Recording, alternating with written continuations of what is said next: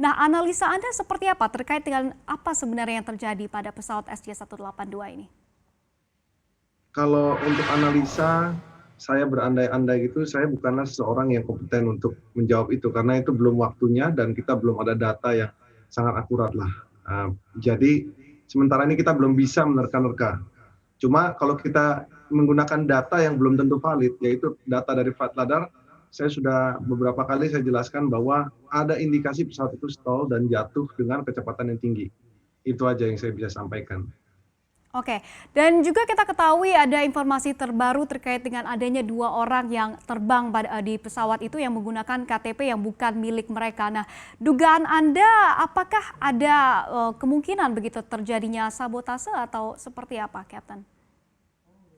Sabotase, sekali lagi saya nggak tahu ya masalah sabotase, cuman dari yang saya lihat itu untuk masalah sabotase tidak semudah itu dan hasilnya pun tidak akan, sama seperti itu, karena itu benar-benar tidak di-expect tiba-tiba pesawat itu very violent, belok dan jatuh kurang dari 1 menit. Itu Oke. nggak bisa ditanggulangi gitu. Oke, baik. Terkait dengan tadi Anda sempat mention terkait dengan flight radar ya, kita ketahui bahwa pesawat ini sempat membelok ke kanan lalu kemudian membelok ke kiri lagi. Ini sepertinya pilotnya kelihatannya agak ragu begitu. Nah, apa mungkin kemungkinan yang terjadi pada saat akhirnya pesawat itu membelokkan ke kanan atau ke lokasi yang tidak seharusnya pesawat itu dituju begitu? Kalau dilihat sih pilotnya itu memang lagi menuju ke sana.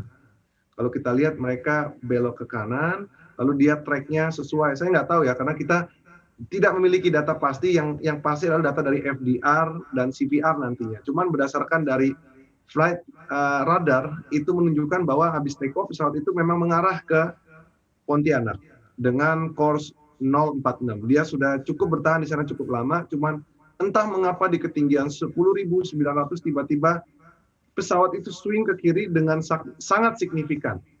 Menurut saya ini tidak normal rate-nya. Kalau dia dengan sengaja dia belokkan, ini tuh hasilnya nggak seperti itu. Makanya walaupun kita setir manual, soalnya pada umumnya di ketinggian 10.900 itu kita sudah mengemudikannya dengan autopilot. Autopilot ketika kita putar headingnya, dia akan membuat radius yang cukup shallow untuk kenyamanan. Biasanya 20 sampai 25 derajat.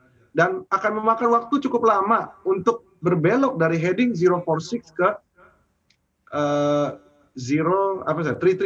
Itu akan memakan waktu cukup lama kalau kita setir dengan autopilot. Paling juga kalaupun di setir manual itu pun rada sulit untuk menghasilkan seperti itu ya. Makanya sangat sulit untuk kita menerka-nerka tanpa ada data yang pasti pada saat ini, karena kita cuma bisa melihat berdasarkan data dari flight radar aja, which is tidak tentu akurat data ini. Nah, bagi Anda yang ingin mengikuti berita ekonomi dan juga bisnis, jangan lupa untuk install CNBC Indonesia di App Store dan juga di Play Store.